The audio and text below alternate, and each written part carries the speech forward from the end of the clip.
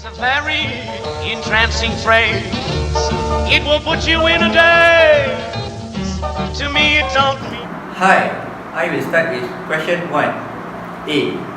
Explain with reasons the appropriate accounting treatment for view-centric berhad to record the investments in exclusive berhad and amazing berhad. For exclusive berhad, the accounting method used is acquisition method because it is a subsidiary of view-centric berhad who holds 80% ordinary shares and 25% debentures.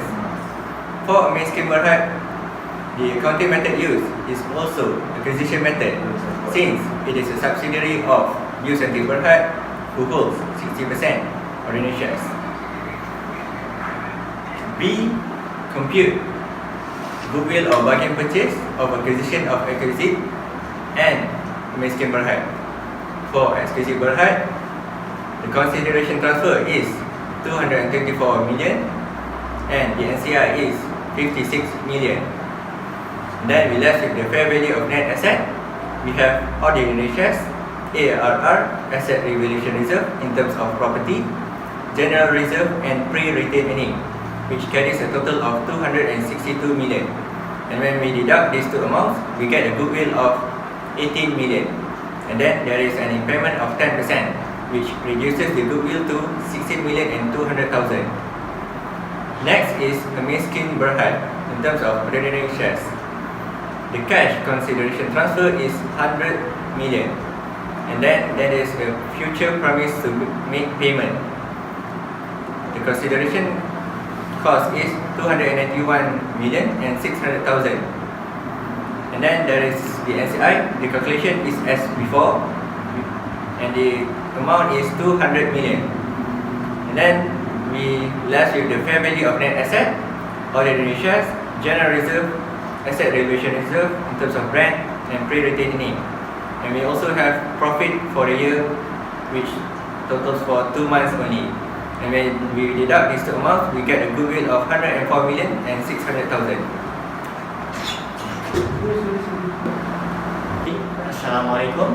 So we proceed with question C, which is compute the non-controlling interest and group return profit as at 31st December 2018 using the schedule form. So using the schedule form, we open a table with 5 column, which consists of group general reserve, group asset evaluation reserve, group retained earning, and also non-controlling interest. So, by putting the non-controlling interest of exclusive berhad and then non-controlling interest of amazing berhad, which we get from the above working of goodwill. So, the exclusive berhad amounting to 56 million and amazing 200 million. After that, we proceed with group general reserve, whereby we put the holding company first, amounting to 30 million. Then, since there is no difference in group retained earning for subsidiary, so there is no changes there, whereby 45 million will be deducted by 45 million, will get no change there. But there is an 80% and 60% of holding between the bureau-centric and their subsidiaries. So for group asset evaluation reserve, we start with the holding company for 50 million. Then there is an 80% of ARR, 80% of holding for subsidiaries on ARR of exclusive berhad and amazing berhad. But for exclusive berhad, there is no changes. So there is no, the deductible will be 5 million against 5 million. So there is no changes there. For ARR scheme, there is the deductible of 2 million. So group retained earning, the difference here is on the URT inventory, whereby the 640 is the cost plus. So as you can see the table, the answer is as shown. Thank you.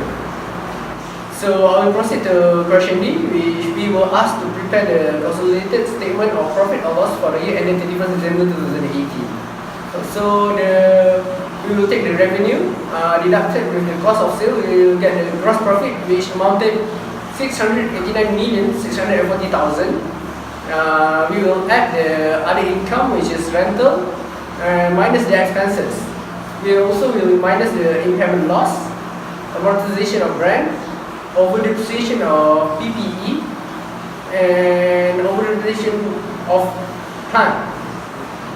Then the ordinary dividend and debenture interest will be zero because it is an insurance company transaction.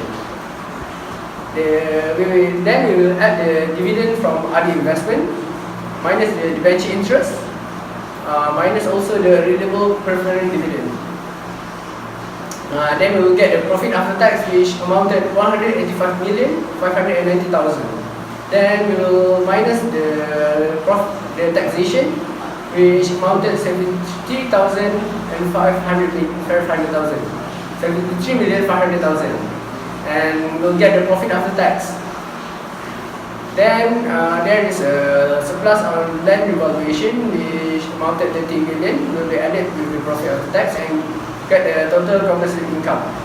The total comprehensive income will be attributable to the parents and NCI, as stated, and we will see the profit after tax attributable to the parent and NCI.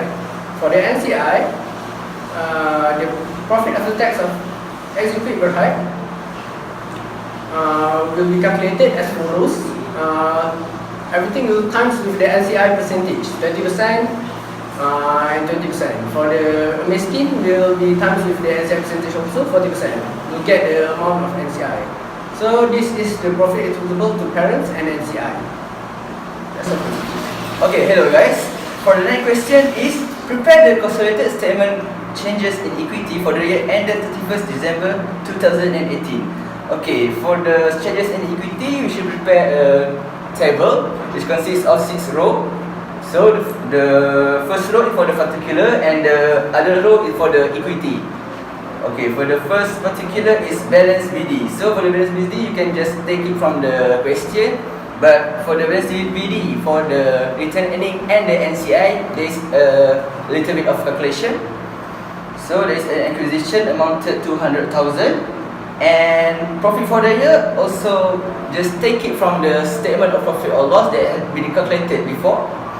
And there is a surplus on revaluation amounted 80,000 under asset reserve and 12,000 under non-currently interest. Then the ordinary share dividend that had been declared for the group will be deducted under the retained earning, and for the subsidiary will be deducted under the NCI. So then we just calculated the amount, then we can get the balance CD. Okay, let's proceed to the next question, which is prepare the consolidated statement of financial position as at 31st December 2018. So the non-current asset is property, plant and machinery, other investment, goodwill and brand. Okay, for the current asset, there is an inventory, bills receivable, trade receivable, bank, and so the total asset will be 2,300,000 and 30,000.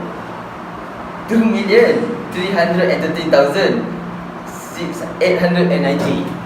So for the equity, there is an ordinary share capital, general reserve, asset reserve, group returning, and non-current interest. And for the non-current liability, there is a renewable preference share and a debenture. Then the current liability, trade payables, bill payable, debenture, interest payable, ordinary dividend payable, renewable preference share dividend, and total liabilities and equity is 2,336,850. Thank you. So next we proceed to the question 2 and question 4. So the question 2A is asked to explain briefly the meaning of joint control as according to the FAR610 joint arrangement. So the answer for this question 2A would be in accordance to FAR611. Joint control is a contractual agreement sharing of control of an arrangement and decision about the relevant activities of the arrangement require the animals concerned between the both parties, which don't care 2, 3, 4 and 5 parties, at least 2 parties of the parties to share the control of the arrangement made. The parties have to assess the extent to which the parties should act together in order to direct the activities that significantly affect the returns of the joint of arrangement. So next we go to the question 2B1. Question 2B1 is to describe the type of arrangement and the accounting treatment. So the first question, the first situation, the answer will be Yasser Berhad is classified as a separate vehicle as it has its own legal form, since there is no separation between the both parties. Delta Berhad, Global Berhad and Yasser. Delta Berhad Global will have the right to the asset and the obligation for the liabilities of Yasser Berhad. Hence, the arrangement is the joint operation. So the accounting treatment for the joint operation, Delta Berhad and Global Berhad will recognize in the financial statement their interest in the revenue, expense and asset and liabilities in the joint of arrangement. So next we go to the question 2B2. The answer would be yes, there will be a difference in the accounting treatment if Yasser Berhad has the right to the asset and liability. Therefore, the arrangement will be a joint venture. The accounting treatment for the joint venture is Delta Berhad and Global Berhad shall recognize its interest in Yasser Berhad investment as a joint venture and accounted the investment using the equity method. So next we go to the question 4. The question 4, the answer would be with relevance to the Ammar FAR610 consolidated financial statement. Even the holding interest is less than 50%, the investor may have the control if the circumstances occur.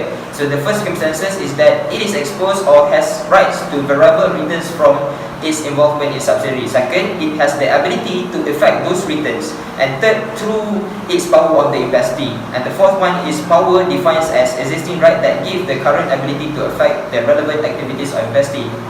Thank you. Down the chimney he will come with his great big smile, and you'll find that even the kiddies are swing.